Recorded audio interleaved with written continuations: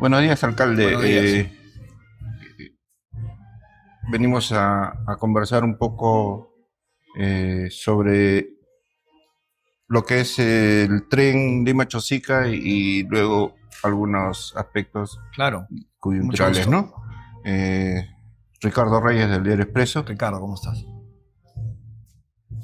¿Cuándo se firma el convenio entre la Municipalidad, el MTC, Proinversión y la ATU para viabilizar el tren Lima-Chosica? Sí, bueno, estamos ultimando detalles para la pronta firma del convenio. Han venido celebrándose reuniones y mesas de trabajo de carácter técnico, sobre todo, a partir de la disposición que tuvimos en una primera reunión con el ministro de Transportes, aquí precisamente en este mismo salón, en la municipalidad, y se acordó en esa ocasión, estamos hablando alrededor de un mes y medio aproximadamente, que los equipos técnicos iban a trabajar arduamente para lograr lo que hoy día hemos mostrado ante la opinión pública, que es el primer traslado del tren de Lima hasta Chosica, en lo denominado como marcha blanca, sin pasajeros, para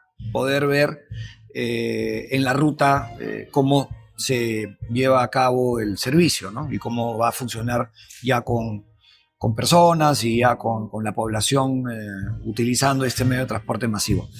Eh, Respecto a la firma puntual del convenio, estamos, reitero, ultimando detalles.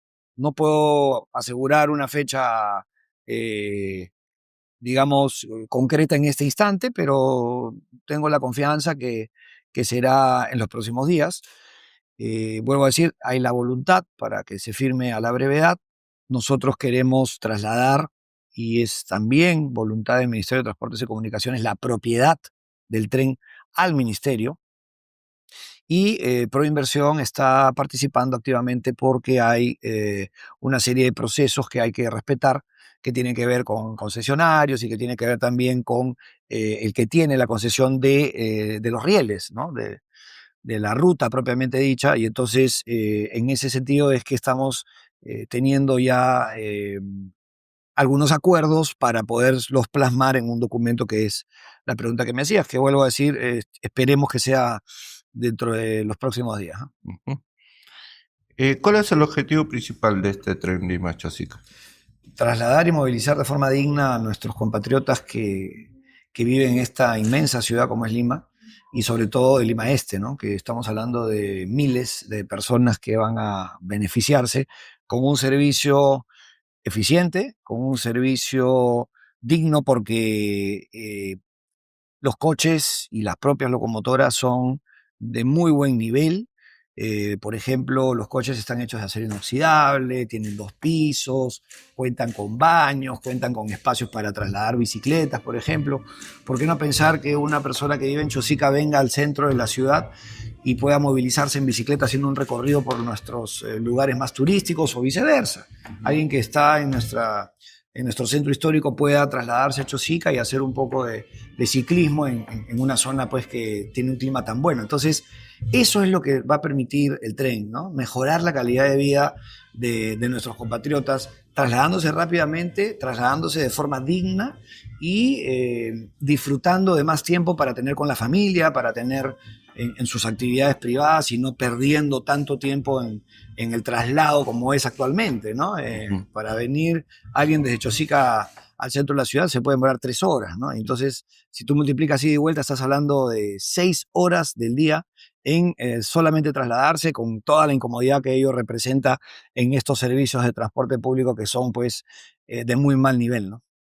¿Qué instituciones están a cargo del proyecto y cómo se coordinan entre sí? En este momento, la Municipalidad de Lima es la propietaria del tren. Esta es una donación, como ya también se ha manifestado, de parte de la empresa Caltrain, Uh-huh. que es una empresa que tenía el servicio de transporte masivo en la ciudad de California, y por una gran gestión del exalcalde se logró recibir esta donación, que son 90 coches, que son 19 locomotoras y que están listas para prestar el servicio. Y en esa línea nosotros ahora estamos coordinando con el Ministerio de Transportes para trasladarles la propiedad precisamente de los trenes. Esa es la otra institución que está vinculada al tema. Y Proinversión por un tema ya más de concesión y de procesos privatizados que seguramente también iniciarán ellos una vez que traslademos ya la propiedad al Ministerio de Transportes y Comunicaciones. Entonces son tres, digamos, ¿no? Tres instituciones, una cuarta que es ATU, Claro. que es la Autoridad de Transporte Urbano, que evidentemente también tiene que ver en la materia, ¿no? Son cuatro autoridades que están vinculadas, tres del Poder Ejecutivo y nosotros como Municipalidad Metropolitana de Lima, los beneficiarios de la donación, ¿no? En su momento. Ujú. En este caso, el concesionario vendría a ser el tren andino, creo. Ese es el que tiene el riel, Ajá. ¿no? Ese es el que tiene la utilización de la vía. Y sobre esa vía es que operaría un tren para pasajeros, Transporte, ajá. porque lo que hoy opera en esas vías que tienen un concesionario es, son trenes de carga pesada para transportar minerales, para transportar una serie de insumos, pero no para personas. Entonces, ahora esa vía también se utilizaría para el transporte público y para poder trasladar a pasajeros, a compatriotas que estoy seguro disfrutarán de un servicio eficiente como el que nosotros hemos logrado recibir en donación y poner al servicio de la población a través del Ministerio de Transportes próximamente, ¿no? Claro, como era antes el tren Lima-Huancayo, pues, ¿no? Que transportaba personas. Y que hasta ahora tiene algunos servicios al mes. Me parece que una vez al mes transportan una cantidad de pasajeros y funciona muy bien. Entonces, cuando se decía que el tren no cumplía técnicamente con determinadas exigencias, entre comillas, y lo pongo entre comillas porque creo que fue un exceso lo que se planteaba en su oportunidad, con el transporte de estos pasajeros que hasta ahora se van hasta Huancayo, y con el transporte de los minerales que transitan también por ahí sin ningún inconveniente, se desbarata otro tipo de argumentos que se utilizaron probablemente por una mezquindad política, ¿no? Ujú. Y lo dejo ahí, no quisiera ahondar más en eso, ya volteamos la página y ahora estamos en una etapa distinta y que finalmente va en favor de la población, que espera mucho de sus autoridades, ¿no?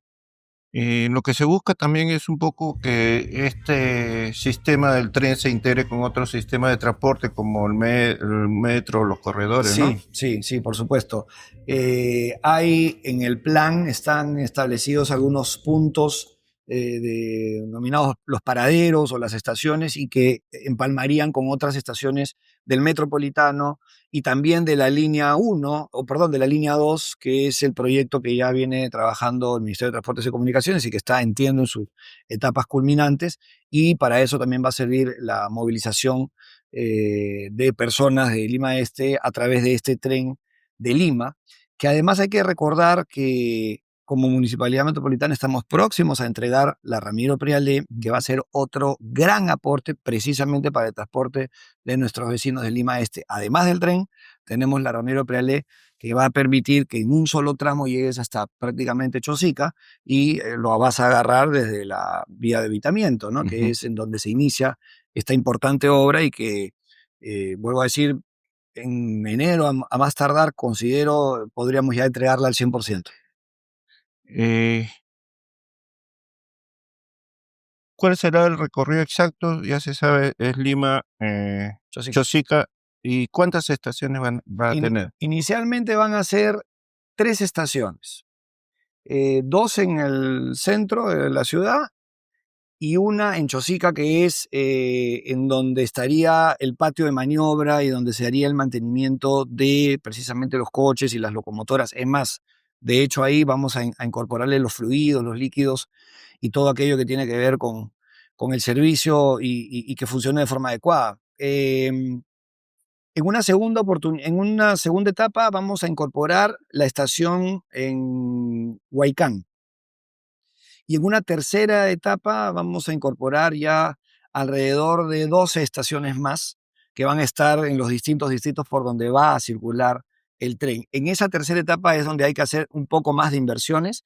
En las dos primeras prácticamente está todo hecho y simplemente lo que necesitamos es velar por que no hayan riesgos en cuanto a la seguridad de las personas que están alrededor de los rieles, ponerle algunos muros de contención para evitar que se cruce y que haya alguna situación crítica en algún momento del trayecto del tren. Las plumas de los cruces, por ejemplo, también. Para eso es esta marcha blanca, por decirlo de una forma, ¿no? Para hacer un análisis exhaustivo de todo lo que implique el trayecto y el recorrido del tren para evitar que esto pueda complicarse cuando ya tengamos la posibilidad de tener a los pasajeros ya trasladándose, ¿no? Precisamente. Actualmente, ¿en qué etapa se encuentra el proyecto? Yo diría, no tenemos mucho más que hacer desde el punto de vista de la implementación. Están los rieles, está la voluntad de las autoridades, están los trenes, están los coches, están las locomotoras. Lo que estaría faltando es ver qué situaciones se puedan generar para mejorarlas desde el punto de vista de la seguridad, fundamentalmente. Es decir, lo que hablaba hace un momento, ¿no? Ponerle algunas zonas de vallas, Ujú. en los cruces poner una señalización adecuada y no hay más. Si es esa primera etapa, ¿en qué etapa está? En la primera etapa a la que me refiero, diría yo que está en el 90%, ¿no? Lo que falta es muy poco. Y por eso es que estamos haciendo este traslado inicial, que se ha dado por inicio el día de hoy, ¿no? ¿Y cuáles son los plazos estimados para la construcción de las estaciones y de la puesta en Bueno, operación? la tercera etapa, ¿no? Es la de las estaciones, porque hay una segunda etapa que incluye la estación en Huaycán. No debería demorar mucho, pero la tercera etapa podría ser la que tenga un poquito más de tiempo, pero yo espero que el próximo año tengamos el tren operando sin mayor contratiempo y sin mayor inconveniente, ¿no? Entonces, el próximo año estamos hablando que faltan 3 semanas, 2 semanas, Ujú. ¿no? Para el próximo año. ¿Y, Pero no digo que va a ser al comienzo, pero por lo menos se van a ir entregando en las etapas a las que me estoy refiriendo. La mejor noticia que podemos tener es que el tren hoy ha empezado a circular y vamos a poder revisar y analizar cualquier situación que se pueda generar por su trayecto, que yo dudo que haya mucho riesgo ahí, ¿no? Pero sin duda para eso lo ponemos en marcha, ¿no? según el vocero de Proinversión, el tren debe estar funcionando ya para el público en en el tercer trimestre del próximo año? A ver, yo no voy a poner fechas, no voy a poner fechas porque no considero que sea conveniente hacerlo, porque a veces esto se utiliza en espacios en que no voy a incursionar, me refiero, voy a hablar lo más técnicamente posible, y por esa misma razón es que no puedo dar fechas, porque no va a depender solamente de nosotros, vamos a depender de otras instituciones y otras autoridades. Pero lo que sí puedo decir es que el próximo año ese tren debería estar operando con pasajeros, con personas y con nuestros vecinos, beneficiándose de un gran servicio como es este tren de Lima. Ujú. ¿Qué factores podrían retrasar el cronograma? Yo diría lo único que podría retrasar los plazos preliminarmente establecidos es la falta de decisión política. No encuentro otra razón por la que se pueda impedir que el tren, vuelvo a decirlo, opere sin ningún inconveniente durante el próximo año. Pero ya no hay, ya ahora usted ha encontrado ya voluntad Sí, política como desde el primer día. había oposición un De- poco Desde el con primer día. Yo el... asumí funciones y desde el primer día yo acá he tenido a la gran mayoría de ministros del régimen del señor Gerín. No sé si todos, pero el 80% de ministros han venido aquí a visitarme muy amablemente y a tomar decisiones rápidas, porque el periodo del señor Gerí es corto, el periodo de quien habla también es corto, y en ese sentido hay soluciones que darle a la población y no podemos perder tiempo, y por eso es que hemos llegado a buenos entendimientos, como este caso puntual del tren, pero no solamente es el tren, en otros aspectos y en otros sectores también estamos trabajando de forma coordinada, de forma articulada y de forma cordial, que es importante que haya cordialidad entre las autoridades para lograr los objetivos que la población espera, ¿no? Ujú. ¿Cuál es el presupuesto total del proyecto? Es que no hay un presupuesto que nosotros tengamos que asignarle a la, a la obra, digamos, o al proyecto en sí. Nosotros hemos recibido una donación alrededor de 800 millones de dólares. Vuelvo a decir, los rieles están instalados, están siendo utilizados. Hay un concesionario que se encarga de darle el mantenimiento. Y luego los costos son mínimos, por ejemplo, para el tema de vallas o para el tema de las plumas o para el tema de la señalización. Según tenía entendido, se hablaba de alrededor de 7 millones de soles o de 10 millones de soles. Es una cifra bastante menor para lo que representa esta enorme infraestructura, ¿no? Entonces, no es mucho el dinero que hay que invertir en estos, por lo menos en estas primeras etapas, ¿no?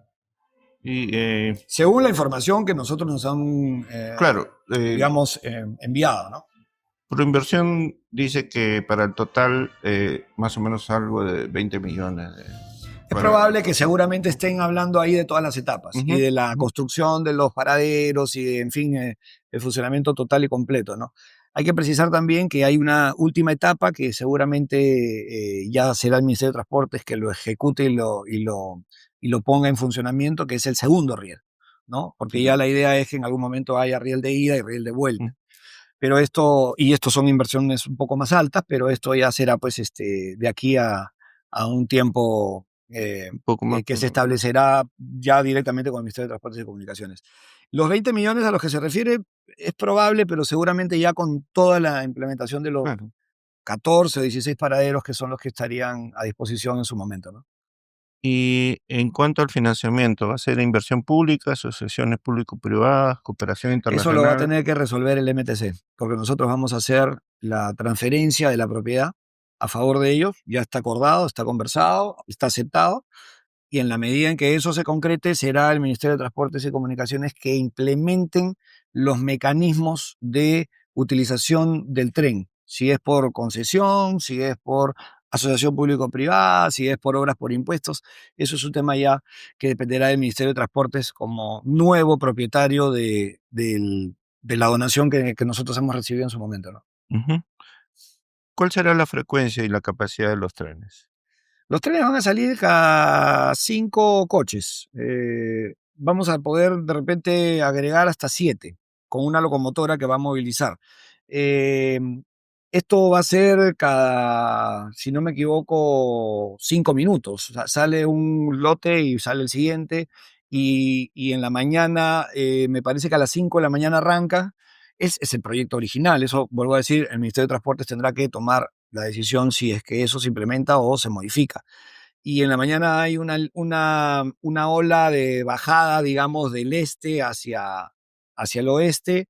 Me parece que es hasta las 10 u 11 de la mañana. Y en la tarde, a partir de las 4 o 5 de la tarde y ya hasta horas de la noche, sería el retorno, ¿no?, de toda la flota en estas secciones que se harían de 5 o 7 coches por locomotora, ¿no? Ujú. En cuanto a los principales desafíos técnicos, geológicos y climáticos del proyecto. Bueno, desafíos, digamos que vencer la burocracia y vencer los procesos que son lentos en el sector público. Ese es el desafío mayor. Después, climáticos o problemas que se puedan generar producto del traslado de las locomotoras o de los coches, yo creo que ninguno, porque el mejor ejemplo es lo que ya viene funcionando y funciona bastante bien. El traslado de los minerales, el traslado de algunos pasajeros que se van a Huancayo, eso está funcionando. Entonces, no estamos inventando la pólvora, lo que estamos haciendo es trayendo una infraestructura de muy buen nivel a favor de mejorarle la calidad de vida a nuestros compatriotas, como no se ha hecho durante años Ujú. y que lamentablemente las autoridades han estado totalmente de espaldas al clamor popular, porque no podemos permitir que se sigan trasladando en las condiciones que actualmente se trasladan. Me refería al aspecto climático en cuanto a los huaicos, a las inundaciones que siempre No, hay. nosotros, bueno, aprovecho para hablar que nosotros estamos haciendo un gran trabajo de escolmatación en la ribera del río Rímac, una limpieza que yo saludo precisamente a nuestra gerencia regional y por supuesto a nuestra gerencia de riesgos de desastres que está a cargo de esto y la verdad que difícilmente vamos a tener problemas de desbordes o problemas de interrupción de vías o que se nos caiga algún puente porque sin duda se está haciendo un gran trabajo en ese aspecto preventivo y, y eso tampoco sería pues un riesgo latente para el verdadero y buen funcionamiento del tren, ¿no? Eh, Esto tendría un buen impacto en cuanto a la economía local y regional, ¿no? Sí, seguro, seguro que sí. Y no solo impacto económico, sino, vuelvo a decirlo, por sobre todas las cosas, impacto social. Ujú. La gente necesita sentirse bien tratada, ¿no? Respetada, ¿no? Y eso es lo que pretendemos, ¿no? Darle a la población servicios que merece, no servicios que necesiten, no es hacerles un favor, es darles el merecimiento como seres humanos de trasladarse de forma digna, como lo hacen las capitales del mundo. Ujú. ¿Por qué no acá?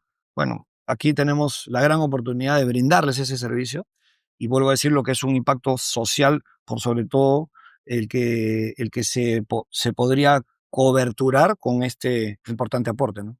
¿Qué considera que ha sido el mayor logro de su gestión hasta el momento? Bueno, no sé si logros. Yo no soy tan,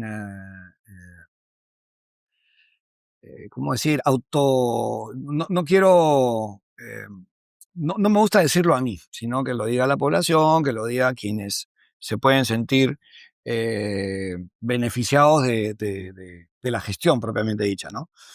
Pero hay cosas que se han aprobado, que se han implementado. La creación, por ejemplo, del C5, que primera vez en la historia de nuestro país va a haber una central que va a contar con eh, fuerzas del Ministerio Público, Poder Judicial, Policía Nacional, bomberos, defensa civil en Malvinas. Eso ya está en plena marcha, está en plena ejecución. Esperemos que en el mes de marzo, abril, máximo a mitad del próximo año ya podamos tenerlo listo con la capacidad de tener ahí cobertura de más de 4.500 cámaras que están distribuidas en toda la ciudad capital. Estamos destrabando temas de semaforización. Hay un presupuesto de 180 millones de dólares que está listo para la firma del ministro, del premier, eh, del ministro Ernesto Álvarez, y que una vez que se firme ese decreto supremo, el Ministerio de Economía y Finanzas nos debería desembolsar porque es un préstamo del Banco Mundial, no reembolsable para los intereses de Lima y que vamos a tener 500 intersecciones debidamente identificadas con semáforos inteligentes y mejorando nuestro tránsito. Hemos tomado el control, eh, viene de la gestión anterior sin duda, pero ha habido ahí también un trabajo arduo de parte de todo el equipo de la Municipalidad Metropolitana de las rutas del sur, fundamentalmente, y del norte, a través pues, de un contrato lesivo para los intereses del Estado, que era el que tenía la Municipalidad Metropolitana de Lima con rutas de Lima precisamente, y hemos recuperado ese Ujú. espacio y estamos haciendo el mayor esfuerzo para brindar los servicios, también, vuelvo a decirlo, que la población está esperando, ¿no? y que merece, y en esa línea estamos trabajando también arduamente. El tema de seguridad ciudadana, hemos hecho el mayor esfuerzo para, por ejemplo, a través de un mecanismo de emergencia, comprar las pistolas eléctricas, las llamadas tasers, las llamadas bodycams, drones y una serie de implementos para tener un mejor servicio a través de nuestros serenos, que además, tengo que decir, estoy esperando que el gobierno central, el presidente de la República, lo hemos conversado también mucho, pueda disponer que se modifique el marco legal para crear una policía municipal metropolitana o una guardia municipal metropolitana, que es otra de las expectativas que tiene la población y nosotros queremos impulsarlo y esperar que esto se pueda concretar a la brevedad, pero no va a depender de nosotros, sino también del gobierno central. Ujú. Y después en otros aspectos también estamos trabajando arduamente con el tema de recojo de basura para tratar de darle mayor profesionalidad o profesionalismo a este servicio que la ciudad debe brindar. Estamos haciendo los contactos para, con la empresa privada, tener una inversión adecuada y que podamos tener en el recojo de basura también la posibilidad de generar energía y que esto sea en beneficio de nuestros vecinos y no en beneficio de terceros que se benefician precisamente con el recojo de la basura. Ujú. Entonces estamos trabajando también ahí de forma silenciosa, pero ya daremos pues los resultados a conocer, los haremos a conocer apenas tengamos ya algunos avances adicionales. Queremos poner orden en nuestra ciudad, lo que está pasando y pasa en estas épocas en Mesa Redonda. eh, es un tema que tiene que ver con lo social, porque hay que hacer ahí una reubicación de comerciantes, que sobre todo son los que hacen comercio ambulatorio. He hablado con todas las autoridades para ver si podemos tener la transferencia de predios que son de su propiedad, llámese Poder Judicial, llámese Universidad Nacional Mayor de San Marcos, llámese Defensoría del Pueblo. Lamentablemente con ninguna ha habido acuerdos en ese sentido porque creemos que ahí es en estos lugares que ya están debidamente identificados por nuestros técnicos se podría hacer una reubicación y un traslado y así liberar toda esta zona de la enorme cantidad de personas que asisten, pero aún así seguimos trabajando, seguimos haciendo esos esfuerzos, seguimos estableciendo, implementando mecanismos tecnológicos. Las cámaras es otro de los temas que hemos también logrado incorporar e incrementar de forma significativa. Nosotros recibimos alrededor de 167 cámaras, hoy ya tenemos más de 760 cámaras y seguimos incorporando más. Y estas cámaras han permitido, por ejemplo, poner las cosas en orden cuando han habido movilizaciones que incluso han estado infiltradas en muchas de ellas por gente agresiva, por gente violenta que hemos podido identificarlos plenamente, precisamente con las cámaras de la Municipalidad Metropolitana de Lima. Lo mismo estamos haciendo ahora en el sector de Mesa Redonda para poder tener mayor control con inteligencia artificial, para poder controlar los aforos y que esto permita establecer un mecanismo rápido de emergencias o de atención de emergencias para evitar cualquier situación de riesgo futuro, ¿no? Podría demorarme más, pero bueno, trato de no ser tan extenso para no quitarle otras preguntas importantes a la entrevista. Ujú. Una de las principales quejas de los limeños es el caos vehicular. ¿Qué medidas concretas se está tomando su gestión para aliviar el tráfico en la Ya te capital? hablaba del tema semaforización y Ujú. eso es un tema pendiente que estoy detrás de poderlo. Hoy día hablaba con la ministra de Economía, Denise Miralles, precisamente para que me ayude a impulsar la firma del decreto supremo y que esto se pueda poner en práctica a la brevedad. Pero además del tema de semaforización, estoy evaluando, ya lo he consultado con nuestra gerencia de movilidad urbana, Ujú. la posibilidad de que los vehículos de carga pesada circulen única y exclusivamente en horas de la madrugada, en horas de la noche, para evitar esa carga vehicular que tenemos. Eso probablemente se convierta en una ordenanza. Eh, También se está evaluando el tema de restringir el tránsito de vehículos dependiendo del terminal de las placas o de las... En fin, el llamado pico y placa. Eso lo estoy evaluando, eso no es que se haya dispuesto. Lo del transporte pesado sí es una posibilidad más concreta y hacer una adecuada señalización también con personal de la municipalidad, de la policía de tránsito, para que ayude a que no se generen en los paraderos, por lo menos de las carreteras, esas cuellos de botella y esas sobrecongestiones que se generan precisamente por no haber ahí un buen mecanismo, no solamente de señalización, sino también de trabajo eficiente de los que tienen que ver en esto, los inspectores de tránsito, los miembros de la policía de tránsito, etcétera. Creo que con coordinación se podría lograr darle mayor fluidez también a la movilización de personas en estas vías, sobre todo de alto tránsito, ¿no? Sí, pues, porque en cuanto al transporte público, ¿hay planes para reformar o reordenar la línea de las combi, los corredores, los buses para que sigan operando sin fiscalización efectiva? Es que ahí está ahí hay un problema, pero el problema también es que no hemos contado durante años con infraestructura vial, cosa que nosotros vamos a entregar una gran cantidad de obras, que ya además hemos entregado varias. Voy a mencionar algunas: la vía expresa sur, la vía expresa Norte, la vía expresa Grau, la Ramiro Prealé, la avenida el intercambio Juan Pablo II, que une 3 distritos de Lima Sur, eh, y muchas más, ¿no? Y la Javier Prado, que va a tener pasos elevados, pasos a desnivel, en distintos sectores, para darle fluidez precisamente al tránsito. Y eso va a cambiar enormemente el panorama de la transitabilidad con una ola de semáforos, ola verde, de semáforos inteligentes, que por eso estamos esperando que el gobierno central firme el decreto supremo y que podamos contar con esos fondos para poderlos implementar a la brevedad. Entonces, sí va a cambiar el tránsito, va a cambiar, va a haber fluidez, pero necesitamos entregar los proyectos de infraestructura vial que acabo de mencionar, algunos de ellos, pero también de tecnología que nos permita tener un mayor control, y todo eso centralizado, todo eso controlado por Lima Metropolitana. Cuando hay muchas autoridades inmiscuidas en los servicios de la ciudad, las cosas no caminan bien. Yo considero, con todo respeto por Atu, por ejemplo, que Lima debería de recuperar ese espacio del transporte urbano y no solamente eh, que esto caiga en manos de una institución como Atu.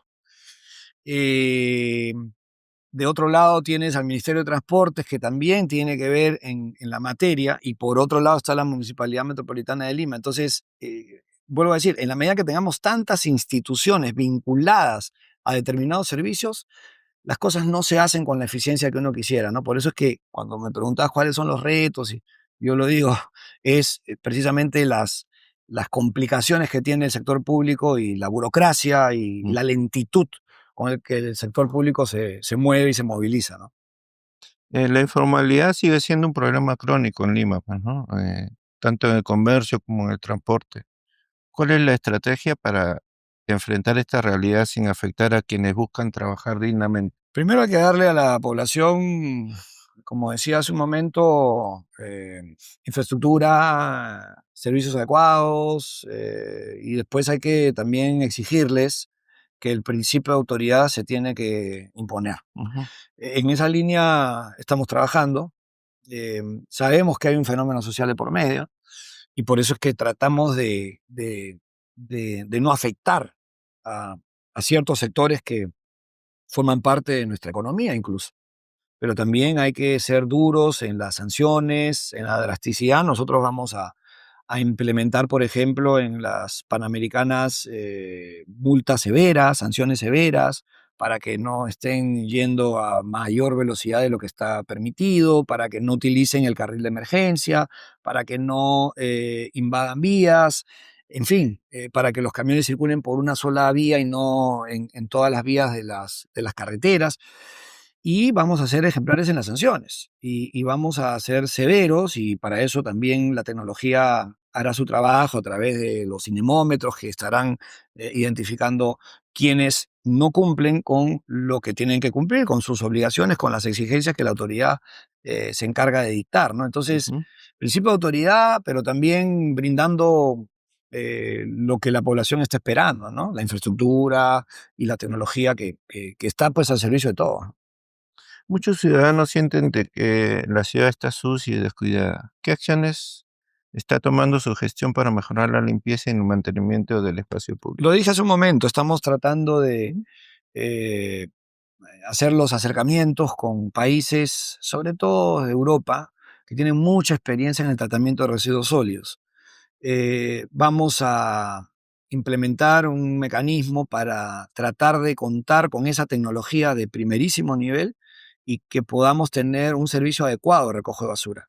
No el servicio que es el habitual y que a veces alrededor de esos servicios se generan negocios. Eso nosotros no lo vamos a aceptar y por esa misma razón es que queremos intervenir como corresponde en brindar buenos servicios de recojo de basura y limpiar la ciudad. Hacemos lo posible, evidentemente. Hay distritos que hacen un buen trabajo en ese aspecto, hay distritos que no. Y la idea es que como Lima Metropolitana velemos por el buen cumplimiento de brindar un buen servicio en toda la ciudad, no solamente en el cercado. Se habla de una posible expansión del metropolitano y del metro. ¿Qué proyectos de infraestructura están en curso o por iniciar durante su mandato? Ya lo decía, está la vía expresa sur, la vía expresa norte, Grau. el Grau. Ahí nomás tienes una gran cantidad de kilómetros que van a permitir el traslado del metropolitano, el traslado de pasajeros a través del metropolitano en estas vías que son nuevas, puestas al servicio de la población y que además han estado dormidas durante años. Y llámese el tema de la vía expresa sur, por ejemplo, 50 años paralizada, 50 años sin que se haya hecho absolutamente nada, y ahí tienes una liberación de tránsito permanente de varios distritos que están en el sector, Barranco, Chorrillos, y que van a llegar hasta Villa El Salvador y que van a unir con Villa María del Triunfo y que van a salir a la Panamericana y va a haber ahí una circulación de transporte público sobre todo, porque la siguiente etapa es ya poner en funcionamiento el espacio para que se pueda movilizar el metropolitano. Lo mismo con Grau. En Grau vas a unir el paradero del metropolitano con el paradero de la Del- línea uno y a través de un solo servicio de transporte público que va a movilizar a una enorme cantidad de personas. Y lo mismo en la avenida universitaria, lo que sería la vía expresa norte, que ya está prácticamente terminada y que también va a ser puesta en funcionamiento en los próximos meses en favor de la población, ¿no? ¿Cuál es su posición sobre las asociaciones público-privadas para ejecutar grandes obras en Lima? Son muy buenas iniciativas. Siempre hay que tener una relación fluida con el sector privado y son mecanismos rápidos, como el de obras por impuestos, por ejemplo, que también funcionan muy bien y reducen muchísimo los índices de corrupción. Y así como las asociaciones público-privadas o las obras por impuestos, también hay otros mecanismos que son más extensos, pero que cuentan con opinión previa de la Contraloría y que también incluso con organismos internacionales como la OIM o la OEI, que hacen de estos procesos más transparentes, pero son en algunos casos un poco más engorrosos. Cada uno de los mecanismos de contratación tienen sus pros y sus contras, pero sin duda, si no tenemos al privado cerca y dándole las ventajas para que puedan confiar en apostar por invertir en el sector público, poco o nada se va a poder hacer. Entonces siempre hay que estar varios pasos adelante con este tipo de mecanismos como el de las asociaciones públicas, públicos-privadas, eh, en favor finalmente de la inversión y en favor de brindarle los servicios a la gente, que es lo que todos queremos, ¿no? ¿Usted está a favor de concesionar ciertos servicios municipales? Sí, sí, sí, por supuesto que sí. Hay varios servicios que se podrían concesionar. Lo que pasa es que en tiempos recientes estos servicios no han sido del todo eficientes y entonces darle a la empresa privada la posibilidad de que brinde esos servicios, ¿no? Ujú, Eh, Hay muchos que se podrían concesionar, muchos servicios, pero hay que hacer los análisis correspondientes para que esto sea eficiente. Por ejemplo, el servicio de las llamadas fotopapeletas. Eso yo creo que lo puede hacer bien el privado, se lleva un porcentaje de lo que se genere ahí, pero nos va a permitir tener orden en la transitabilidad, pero también nos va a permitir dejar importantes ingresos a favor de la municipalidad. ujú, Ese es un servicio que perfectamente se puede concesionar y que lamentablemente no se ha hecho por desidia, por determinadas situaciones, pero que eso es algo en lo que se puede trabajar prácticamente de inmediato, ¿no? ujú. El manejo de los peajes ha sido una fuente de indignación ciudadana, ¿no? Sí, ¿Qué acciones se ha tomado o se tomará para revisar o renegociar los contratos lesivos heredados de gestiones anteriores? sí. A ver, el gran problema es que un proceso que nació, que habría, ya voy a ponerlo en condicional para evitar problemas a futuro, Ujú, un proceso que habría nacido corrupto, se contaminó en el camino. ¿Y qué significa contaminarse? Significa que un proceso penal contra quien en ese momento lideraba la Municipalidad Metropolitana, el concedente de la vía a favor de la empresa privada, el proceso penal contra esta funcionaria del más alto nivel, estoy hablando de la exalcaldesa de Lima, demoró, si no me equivoco, 5 o 6 años para iniciar. ¿Esto qué trajo como consecuencia? Que el contrato se mantenía vigente y que al mantenerse vigente, por los intereses de la propia empresa privada, se empezó a recurrir a arbitrajes internacionales porque así lo establecía el contrato.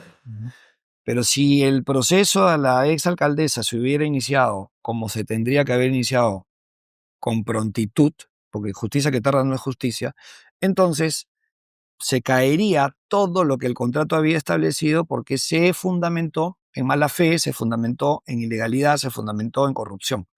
Y eso pasa aquí y pasa en cualquier país del mundo. Lo que ha sucedido aquí con la justicia ha sido grosero. Y eso ha traído como consecuencia lo que estamos hoy viviendo, y que algunos argumentan que no se respeta la legalidad en el Perú.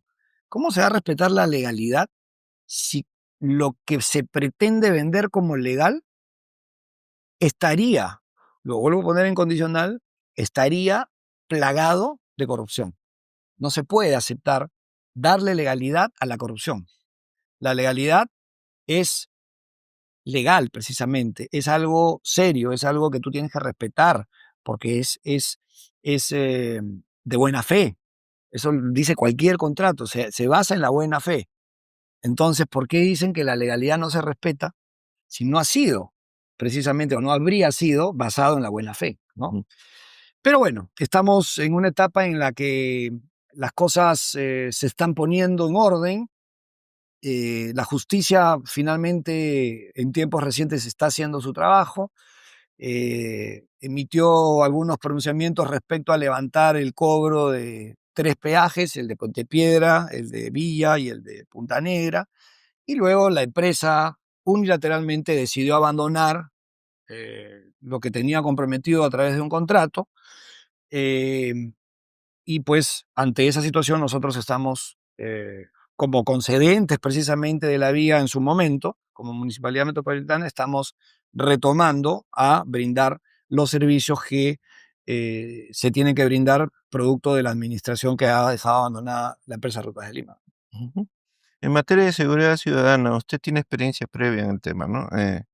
¿Qué diferencia a su propuesta actual en comparación con la que planteó en campañas anteriores? No, siempre basado en lo mismo, ¿no? Yo hablaba de la policía municipal, policía metropolitana, que para mí es fundamental para atender delitos menores, para poder ver temas de tránsito precisamente, con una fuerza coercitiva, seria, respetable, profesionalizada, y que es materia pendiente aún porque no depende de la Municipalidad Metropolitana, sino depende fundamentalmente del gobierno central, que se tiene que modificar un par de normas. Insisto en que esto es una gran oportunidad para contribuir a reducir la inseguridad y la criminalidad. Las fuerzas conjuntas trabajando en un estado de emergencia me parece que es una buena alternativa. El tema de los penales, evidentemente hay que controlarlo. Aquí en la Municipalidad Metropolitana de Lima también hemos recibido mucha información respecto a lo que sucede al interior de los penales, y que ahí es donde se originan muchos de los delitos severos, y ahí se tiene que actuar de forma clara y contundente. Y en esa línea esperemos que el gobierno continúe. Eh, la Policía Nacional eh, es un actor fundamental, pero como la Policía Nacional también es un actor fundamental el Ministerio Público, el Poder Judicial, y son instituciones que tienen que estar articulados entre ellos, entre todos, las autoridades. Nosotros en el CORESEC, el CORESEC es la segunda instancia después del CONASEC, creado por la Ley del Sistema Nacional de Seguridad Ciudadana, y que abarca una región importante como lo es Lima Metropolitana, que alberga 13 millones más o menos de habitantes. Y en el CORESEC hemos podido articular y estamos articulando permanentemente con presencia del Ministerio Público. La fiscal suprema Patricia Benavides forma parte del CORESEC, invitada por mí. Está evidentemente ahí el Poder Judicial, está la Policía Nacional. Hemos incorporado a las empresas de transporte pesado, de transporte público, que representa Martín Ojeda, con voz y voto, la Asociación de Radio y Televisión con voz y voto, para que también la prensa y la opinión pública sepa lo que se resuelve ahí y que sepa además quién hace su trabajo y quién no. Entonces, eso es liderazgo y eso es articulación. Y esa misma articulación es la que se le venía exigiendo yo en lo particular durante muchos años atrás, como me decías, este, que ha cambiado de lo que se venía proponiendo desde hace tiempo en mí, no ha cambiado nada.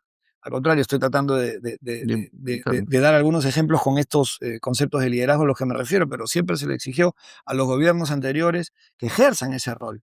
El CONASEC era una gran oportunidad para precisamente articular. Bueno, si el CONASEC no está en esa digamos, en esa posibilidad el día de hoy, hoy por hoy, el CORESEC lo hará. Y en ese sentido, tenemos una reunión precisamente de CORESEC en los próximos días y estamos sesionando permanentemente. Y creo que ahí hay una muy buena herramienta para eh, reducir los índices de criminalidad y entendiéndose que la delincuencia la vamos a combatir todos los sectores, el Estado fundamentalmente, involucrados, y no solamente desde el lado policial. Yo creo que es un grave error pensar que la Policía Nacional y el Ministerio del Interior es el encargado de arreglar el problema. El problema lo arreglamos todos, pero con el liderazgo de la autoridad elegida para representar a un determinado sector de la población. El presidente de la República, sin duda, el alcalde de Lima, evidentemente también a través del CORESEC. Eso es lo que hay que seguir impulsando, ¿no? Trabajar articuladamente entre todos. ¿Y qué hacer con este grupo minúsculo, como se podría decir, ¿no? De policías corruptos que Hay, cada día están saliendo en las noticias sí, los hay, que los hay. integran bandas criminales? Los hay y como también fiscales que acaban de detener a uno hace poco, que ustedes mismos lo han visto en los medios de comunicación, y los hay jueces, y hay mucha corrupción en el Estado, y eso es algo que tenemos que erradicar, ¿no? No hay otra forma que no sea trabajando y que no sea siendo ejemplares en las sanciones, en los castigos. Es la única manera.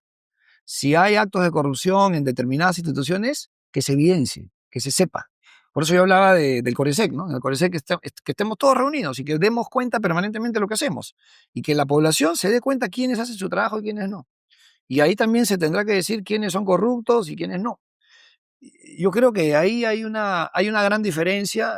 Esto de hacer sesiones reservadas como se hacía antes, por ejemplo, las sesiones del CONASEC, ¿no? Se ponía para la De fotos. presentación, bonita la cámara, hablaba la presidenta, hablaban algunas personas más y se acabó el problema. No, hay que estar presente durante todas las sesiones para saber por dónde viene la cosa y Mm, qué cosa es lo que se debe resolver y qué cosa es lo que se debe aprobar.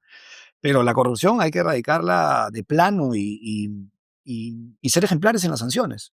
Ser En, ejemplares en las sanciones. en ese sentido, pues la municipalidad ha sido en el pasado foco de corrupción, ¿no? Sí. ¿Qué mecanismos de control y transparencia han implementado en su gestión para garantizar un uso honesto de los recursos? Bueno, tenemos control permanente a través de OSI, ¿no? La Oficina de Control Interno, que está siempre en la municipalidad actuando y nosotros brindando toda la información que ellos necesiten y soliciten.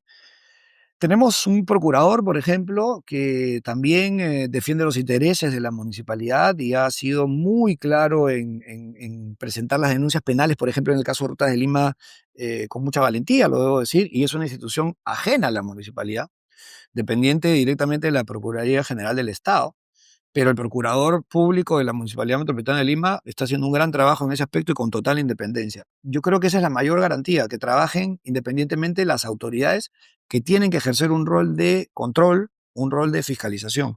Nosotros estamos de puertas abiertas para que ante cualquier situación haya la claridad de que nosotros vamos a resolver de forma ejemplar y que lo hagan también las autoridades con sus controles previos, con sus controles permanentes, con sus controles posteriores. Aquí estamos llanos a que se nos exija lo que ellos consideren deben de hacer. Lima es una ciudad con una gran deuda de infraestructura básica, ¿no? En sus zonas periféricas. ¿Qué planes tiene para integrar a los distritos más abandonados? Bueno, ya lo decía hace un momento, el shock de inversiones más grande de la historia de Lima Metropolitana lo tenemos en esta gestión. Estamos hablando de más de 5.000 millones de soles puestos al servicio de mega obras y de infraestructura fundamentalmente. Estamos parchando pistas con el llamado recapeo por más de 310 millones de soles.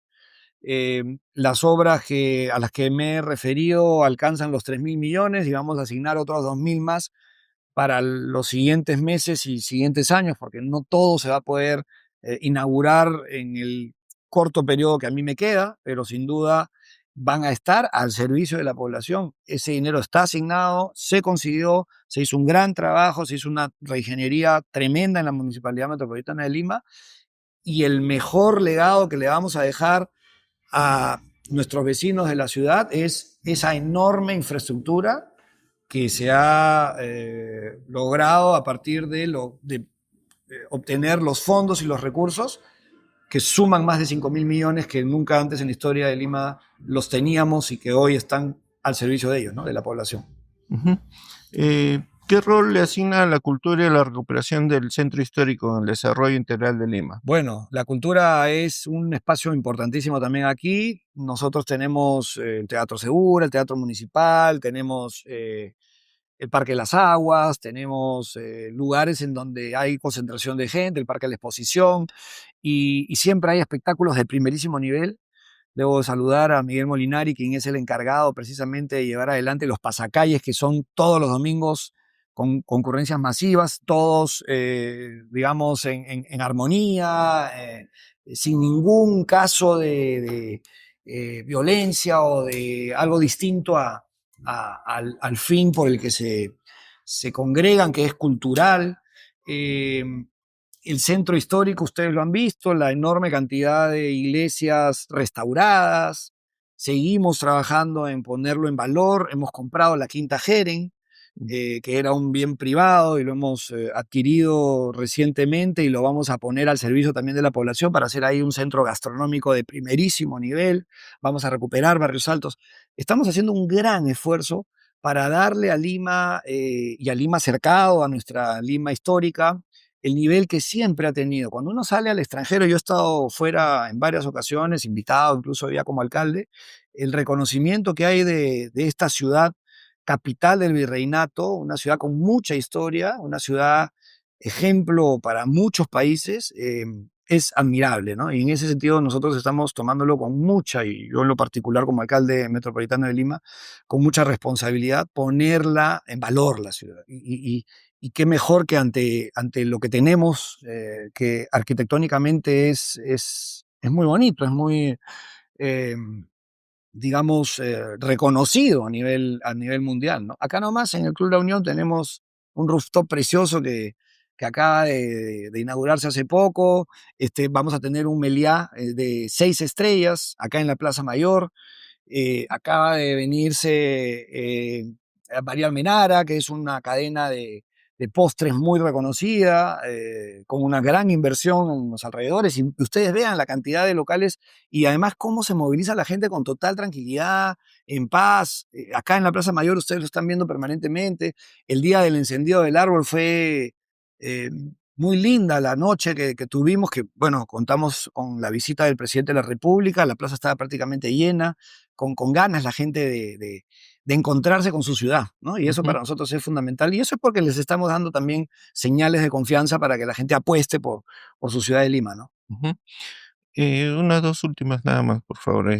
Su nombre ha estado vinculado por años a una figura de lucha contra la delincuencia Ujú. y a la corrupción. ¿Está pensando en proyectarse a una candidatura nacional en el futuro? No, la verdad no, la verdad no. Yo estoy ahora trabajando en mis funciones como alcalde y hacer lo mejor en el momento en que he recibido el encargo de, de ser el alcalde de Lima. Tengo en mi cabeza única y exclusivamente ganas de hacer bien mi trabajo y de concretar lo que nos hemos trazado, de tener una ciudad más cercana, una ciudad más moderna, una ciudad más segura, una ciudad más transitable y ponerla al servicio de la gente, ¿no? Básicamente eso. Yo no pienso y no he pensado en ninguna candidatura, lo digo con toda sinceridad, solo en ejercer mi rol de alcalde metropolitano de Lima. Ujú. Y finalmente, ¿qué mensaje le daría a los limeños que sienten frustración con la política y desconfían de las autoridades? ¿Por qué deberían de confiar en usted y en su gestión? Porque hay buenos políticos, hay gente decente que pasa por la política y que lo hace bien, y hay varios ejemplos que podemos comentar.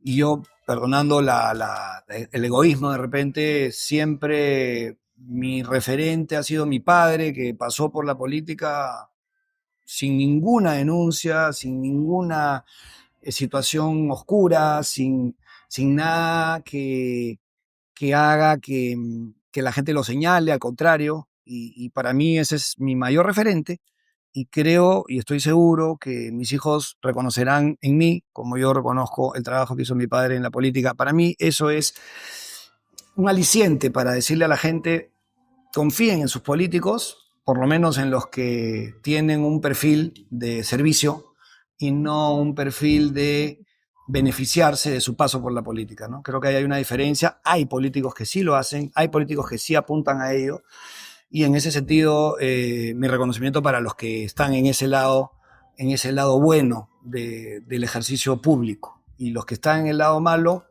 finalmente la historia los pone en donde tienen que estar. Ujú.